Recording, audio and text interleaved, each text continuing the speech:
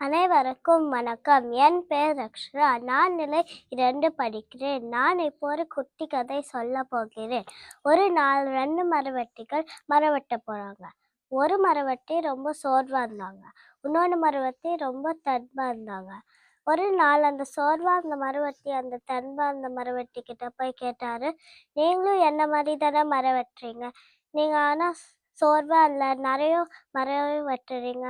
அந்த தன்பாக அந்த மரவெட்டி சொன்னார், நான் மரம் வெட்டி ஓய்வெடுப்பேன். அந்த சோர்வாக அந்த மரம் வெட்டி அதே பண்ணார். ஆனால் முதல்ல வெட்டுற விட கொஞ்சம் மரம் தான் வெட்டினார். ஒரு நாள் அந்த சோர்வாக இருந்த மரம் வெட்டி அந்த தன்பாக இருந்த மரம் வெட்டியை ஃபாலோ பண்ணார்.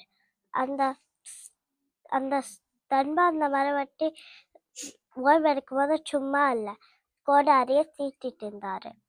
இந்த கதையிலேருந்து நம்மளுக்கு தெரியுது, நம்ம ஓய்வெடுக்கிற டைம் அப்போ நம்ம வீடியோ ஷார்ட்ஸ்லாம் பார்க்காம புத்தி ஏற்றிட்டணும். நன்றி, வணக்கம்.